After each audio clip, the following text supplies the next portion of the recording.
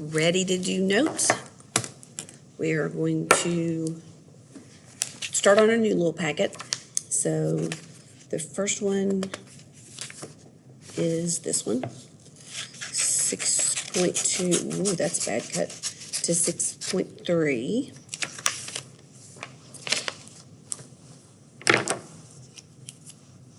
I'm not a fan of glue sticks.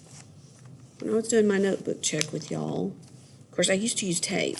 I use tape on my, like this one. So this is my real notebook. And see, that makes more sense to me. And now I know why. Because this stuff doesn't stick. These little strips pop off. So, not a fan. Okay. I think I showed you this strip.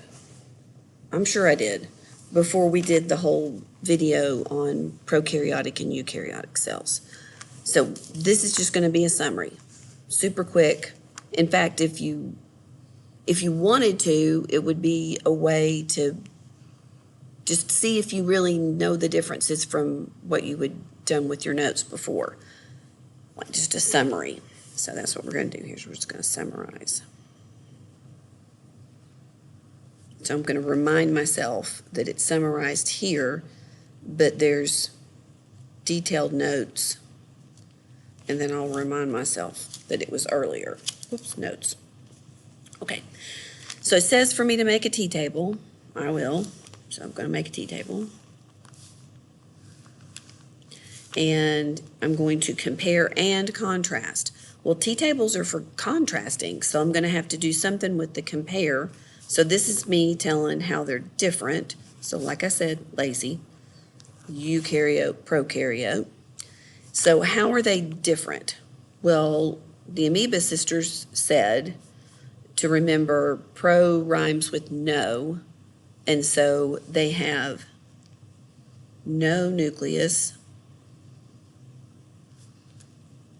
no, and you want to put the whole membrane bound part, membrane bound organelles, so they don't have any of those. And then she said, you remember rhymes with do, so they do have a nucleus, so they have, I don't know if I'm going to have room for this. This is a like really small space. So they have a double membraned, nucleus,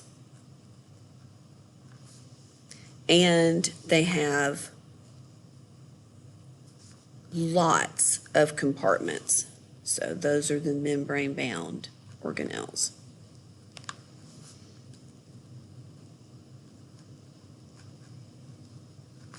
Those are the two huge differences. The one other piece is that they have circular DNA for prokaryotes. We drew that. And then eukaryotes have linear DNA. And I guess the last thing I would want to include in there is the size, because prokaryotes are small. We had said 1 to 10 angstroms, so micrometers, really tiny. And that these are large. So this is relative size. So a prokaryotic cell is as small as an organelle inside of a eukaryotic cell. That's a piece of evidence for that endosymbiotic theory that we'll talk about later. So now they said, okay, so I feel good about that. I feel like that's okay.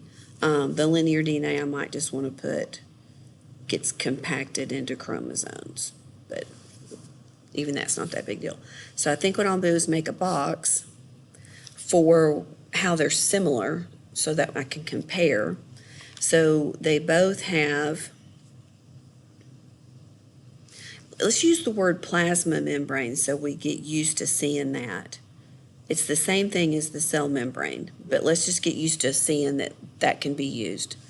They have cytoplasm, and here's the key. They both have ribosomes.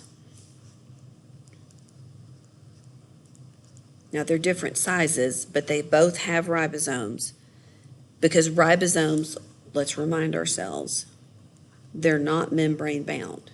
They don't have a membrane around them. They're just a solid structure made out of ribosomal RNA. There's two subunits, but still, what I'm saying is they're not like this open organelle thing that's got membrane around it. They don't have membrane around them. And this, they also have, both of them have DNA. Even though it's shaped different, DNA is used as the genetic material.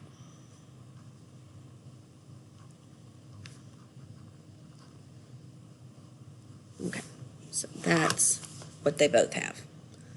So this is number one. So I think we summarized that pretty good. So if you had a test question, which, okay, you sure should, and being able to use that information, I would want to make those points that this would mean I could say, because this, if you take prokaryotes plus eukaryotes, you're saying all cells. So you could say all cells, both prokaryotic and eukaryotic, have cell membrane, also called plasma membrane, cytoplasm, ribosomes, DNA is used as the genetic material. However, their organization is different. Prokaryotes are smaller and they're not compartmentalized.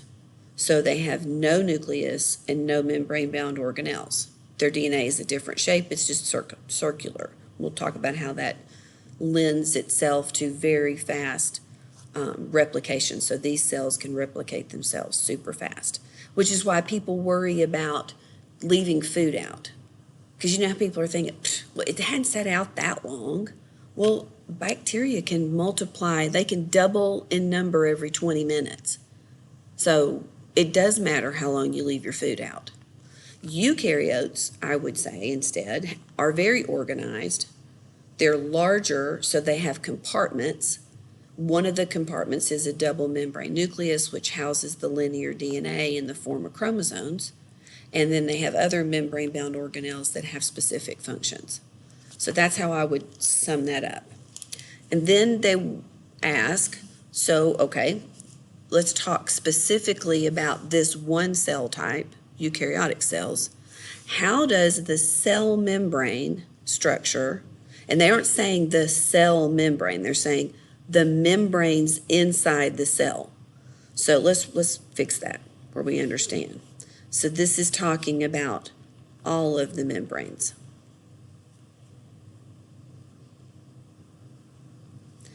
Inside, around. So it's not the cell membrane. It's saying how does a eukaryotic cell having a bunch of different membrane-bound organelles in a cell membrane provide additional levels of control for the cell? Well, gives it all kinds of different compartments. So why do you wear cargo pants? Because they're good looking? Probably not. Because they have lots of pockets. So if you go and you look at like combat uniforms for the military compared to their what they call mess dress, which is their dress uniform, there's like hardly any pockets in the mess dress because what do you need it for? But if you're going to go and do things like lots of complex things like you would if you were going to war, you're going to want to have something where you can separate different items into different locations that are there to do different jobs. Sometimes you might have something that would be dangerous to mix with something else. So you've got to separate it out. So that would be my main statement I would write. I would put having multiple, I kind of like many better. Many separate, I can always use that. I think I'm going to have to get another pen. Having many separate compartments. Lost where it was. And what I mean is the membrane bound, because what else are you going to bind them with? Like, how are you going to separate something in a cell? Ziploc bag? I don't think so. The only way you're going to get something that is inside of a eukaryotic cell but exists with its own little microenvironment is to put a membrane around it. Like, it is the only way to hold a shape and have a structure where you could have a separate area and function. So in order to do that, you have to use a membrane. It is the separation mechanism. So membrane-bound organelles. So when you have membrane-bound organelles and compartments that are separated, you can separate out different spaces,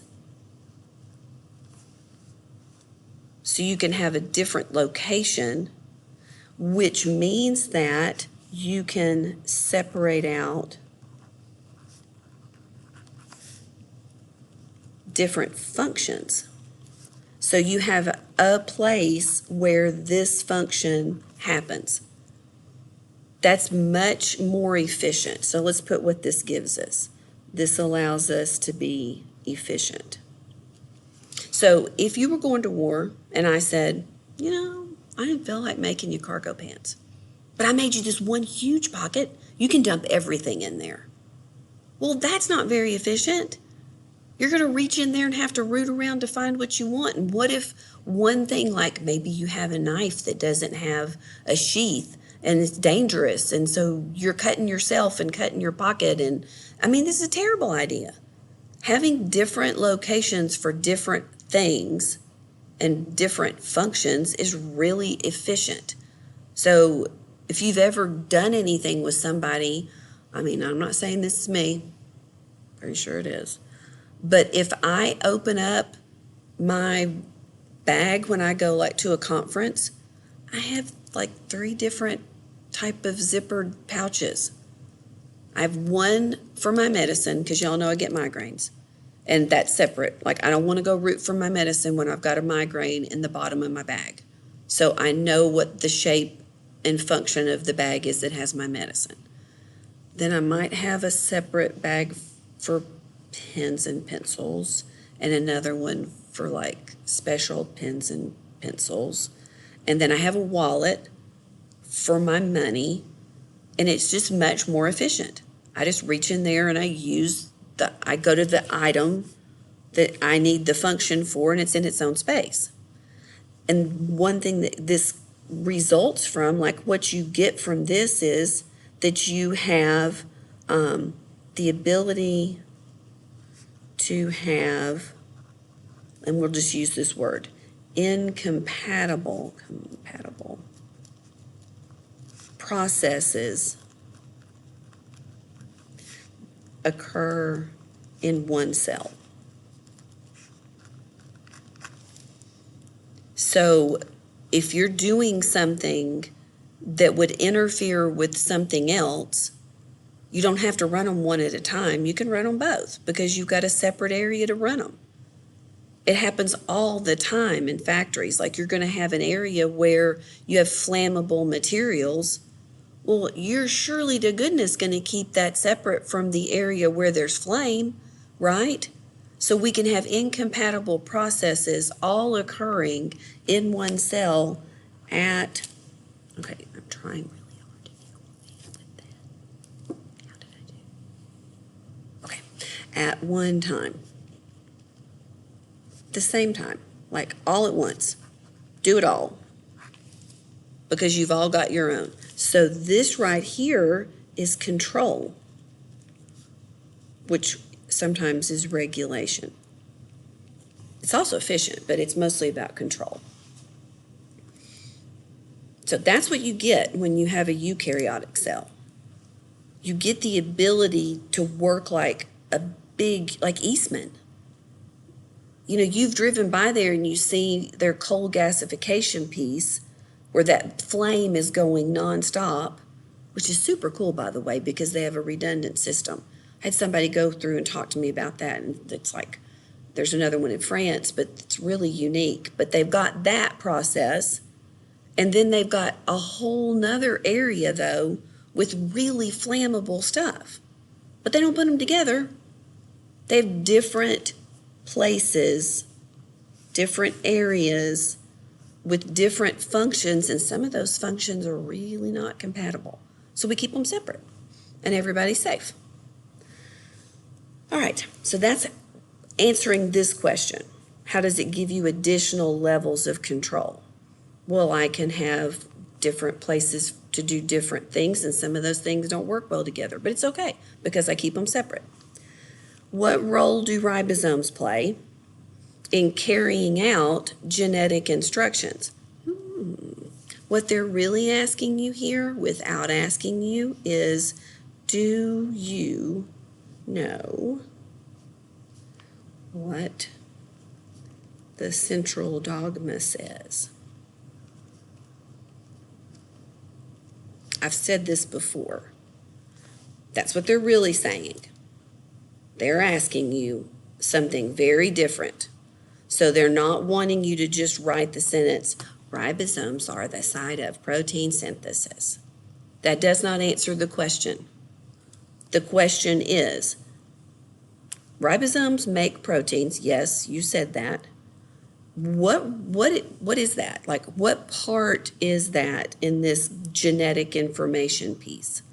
So here's what they want, that they want you to write. And you just might as well put it.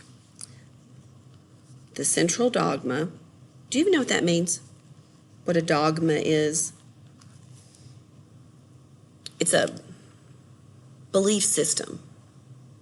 And so when it says central, they're saying, what is the most rooted thought, belief system in biology? So the central dogma in biology, so this is going to drive all of our thinking. It's our basic premise, is you have information. Now, I hate one way that people write things, and I'll explain why. So you take, it's about information. So it's information based. I don't think I want to use just, I don't want more space. I'm going to be really quiet with this. Okay, I'm going to come over here because I have more room. So the information that's found in DNA, and we're going to write a little bit more about how that's found, is going to be, because it's super duper important, DNA is like a reference book in the part of the library where we don't let those out. I mean, we could almost think of it like, have you ever seen, what's it called? National Treasure? What's it called? It's got, what's his face in there? Nicolas Cage, who's awful in there, but he was actually good in that movie. But anyway, so think of it like maybe it's the Constitution or the Declaration of Independence. Pretty sure you don't check those out and just go, oh, I just want to make a copy, just saying, and we'll make a copy. You're not taking that out. Super protected in one area, locked down. That's what DNA is like. And so this information cannot leave the nucleus. I'm just going to write this stuff down. Okay, so it's super valuable. It is on lockdown, so locked down, you know what I mean, in the nucleus, cannot leave, but it's, you use it all the time, but it's used, this information, I'm talking about information, it's used nonstop, this information is, throughout the cell. Well, crap, that's a problem. Like everything I want is almost in like a supermax penitentiary. Like, what am I going to do? Well, you make a copy. So this information is copied into information. So it's a copy. Oops, I want to put in messenger RNA.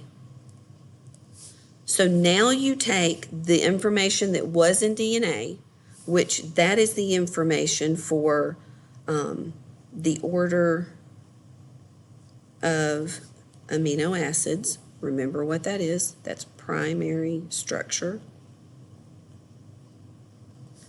for every protein in every cell, because every cell has the directions for every protein in every cell. They just turn off the ones they don't need. So this information for how to make proteins is housed in genes and DNA. So we'll put it's in genes. And we copy that information as messenger RNA. So messenger RNA is not super valuable. I mean, if I go and make a paper copy of the Declaration of Independence, is that worth what this is? No. I could, I don't know, wad it up and make another copy. It's just a copy. It does not last long, because as long as it's around and it's able through modification to be used, we will be making protein from that information. So it's short-lived, and that's relative. And it's not always made. You're not copying every gene all the time into messenger RNA. It's going to be made when needed. So you've heard about gene regulation and how the genes get turned on and off. So that's what this would be. If you turn a gene on, you're going to copy the information into messenger RNA. And you'll just keep doing that, like you keep making copies like a copy machine. You're just making copies, making messenger RNA that's going to then go to the ribosome to make protein. But once you turn the gene off through a feedback mechanism that says, enough already, we don't need any more copies, then you're not going to make that messenger RNA until you need it again.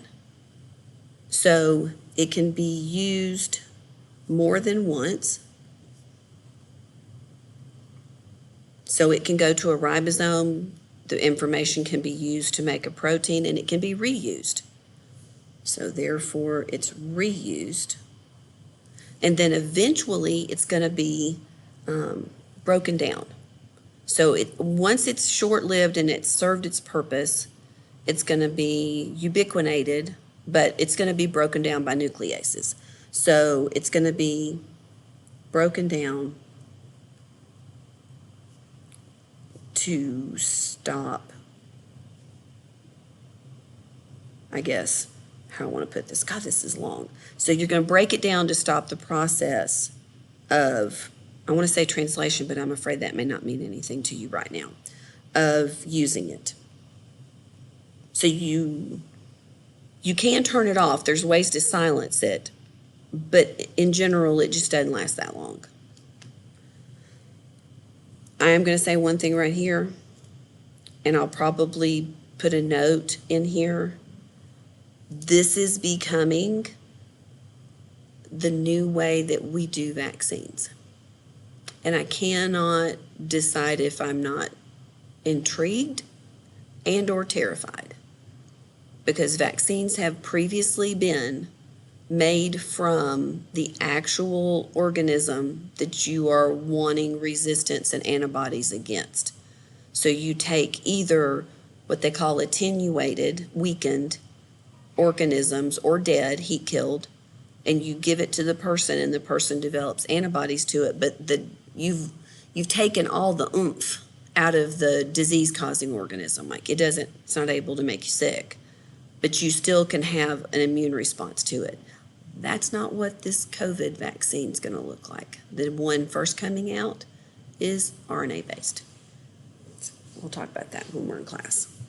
Okay, so now I've got this portable, so it can leave the nucleus. So it leaves the nucleus. It's not on lockdown because it's not important. It's just a copy.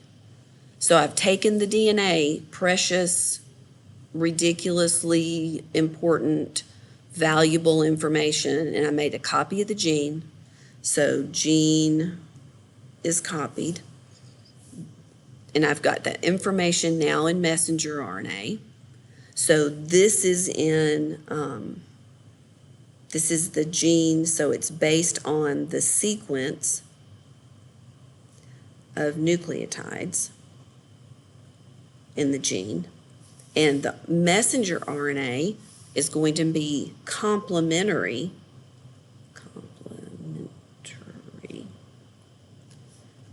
to the gene sequence. So what do I mean? Well, I mean if I have T, A, C, then here I would get T goes with A. Since it's RNA, A goes with U, and C goes with G. So that's what I'm saying. So it's complementary. That information is going to be used to make proteins. So the information in the messenger RNA itself is going to go to a ribosome, and it really doesn't work that way. Like the ribosome actually comes and sits on it, but same difference, whatever. If it's an attached ribosome to the membrane, the messenger RNA will move through it, but it's going to be used by a ribosome, which is just a protein factory. That's all it is. It's got the machinery to read this information. So the ribosome reads the information in messenger RNA, kind of like a ticker tape. Do you know what I'm talking about in the old movies where they'll read the ticker tape that's coming out of the machine to see what's going on with the stocks? It's like that. It's like this ticker tape of messenger RNA is read as it moves through the ribosome. So you've got a large subunit, you've got a small subunit, and your messenger RNA is read. Where'd my RNA go? Okay. And then as you read that information, 3 nucleotides at a time, so it reads the message, the information in RNA, 3 nucleotides at a time. And I told you how that's important because it gives you 64 pieces of information, and you're able to code for each amino acid more than once. So 3 nucleotides at a time that codes for one specific amino acid. So you're going to have these amino acids then, so each one of these is an amino acid, and this whole thing is your protein, will be coming out of the ribosome as this information is read. So it's almost like, you go to a deli and they have a short order cook and they'll scream, AUG, and all of a sudden you bring methionine over or use the start codon. So it's going to code for the amino acid. And then these are assembled. And we're going to go ahead and remind ourselves by dehydration synthesis, because that's always the process. It's supposed to be W, with, we're going to call them specifically with peptide bonds. And just remind yourself that they're covalent, and that's going to make the polypeptide. So they're going to make the polypeptide. That's the central dogma. Here's what I hate, and everybody does it. So I'm literally the weirdest person ever when it comes to this. I hate it when they write it this way. They write DNA to RNA to protein. And here's why I hate it. Because it's confusing for students. I always get somebody that says DNA is made into RNA. No, it's not. No, it is not. The DNA is in the nucleus and it's not made into anything. Its information is used by messenger RNA, and you make a messenger RNA copy. But that people say this wrong, and then they'll say messenger RNA is made into protein. No, it is not. Proteins aren't made by messenger RNA as far as made up of. They're made up of amino acids. And the order is coded for by the messenger RNA, which is a copy of DNA. So I hate that. I hate that. It makes people say dumb things. And all of a sudden, whatever you understood, you sound like a crazy person, like that you've got DNA that's like Play-Doh, and then you squish it, and it becomes something else, and you squish it, and it becomes something else. That's crazy. That is not at all what happens. You need to focus on that everything that we're talking about, the most important thing is that this is the movement of information. Okay, now that I've had a little fit, let's just go to the end. So you can read this. I'm just going to turn the page like you can see. It's right down here. Describe the molecular composition of the nuclei and explain their function. So nucleolus.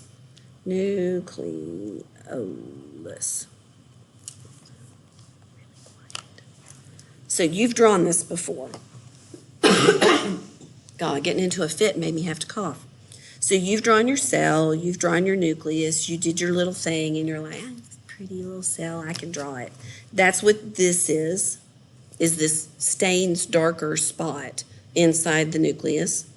And its job is to use ribosomal, this is a special type of RNA, so it's called rRNA, and it's going to make the subunits of ribosomes. So here, you're going to have the large subunit made. You'll have the small subunit made. Together,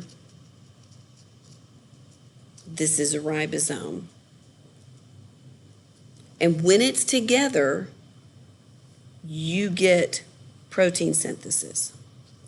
So what really happens, and we'll talk about this later, is these are never together. They're out loose.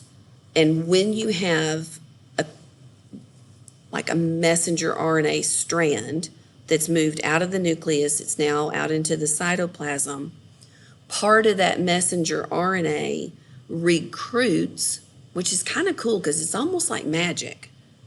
How does that happen? Do you even know how that happens? How do things in the cell naturally find each other? Do you know what that's from? Any idea how that happens? It's called affinity. So when there's this messenger RNA, there's this attraction, this affinity for the small subunit, and once that assembly happens, that then recruits or is attracted to the large subunit. And the full assembly is there, and then you start being able to create protein. But this is why I say you will never live off this planet. It's up to your generation to fix all the crap that we've done, because we're not living anywhere else. You are an electromagnetic being. Everything about you is electromagnetic, which is because we live on an electromagnetic planet. You need to go often, take your shoes off, and stand in the ground. You actually ionize your body and become more efficient with grounding. We are so far removed from the way we were created to be, and how that we've come into sync with the planet, you're supposed to ground pretty much all the time. Like, we wear shoes now because we have all these created spaces and you can't go without shoes. You should have bare feet on the earth grounding, and you should resync your body's voltage with the earth, because that voltage difference in the cells is how you stay healthy, and how that these organisms that are living things with cells can actually have molecules within the cell that vibrate at certain vibrations. DNA has its own frequency. All of these molecules have their own frequency, and they're able to find each other. So you're only going to work here. When people first went into space, they got really sick. And now we have to take our own little electromagnetic generators in order to function. They're not going to mimic the real Earth. So figure it out. Boy, I've had 2 little fits here. I'm going to quit. I'm going to tell you about that more, though, because that's really important. That's where most health and well-being comes with, is if you are in sync and performing with the cell difference across the membrane at the proper voltage, so that you can have all of these interactions working optimally. All right, I think I'm done now. So describe the composition of this part. I said it was ribosomal RNA. Explain its function. The function is to produce the large and small subunits. And these are actually able to exit the nucleus. I mean, obviously, because you don't make proteins in the nucleus. That'd be terrible. So these can exit the nucleus through pores. So there's pores that are the correct size for these guys to exit out. Well, I think you're wonderful, and thank you for being patient with my little hysterical fit. Anyway, have a good day.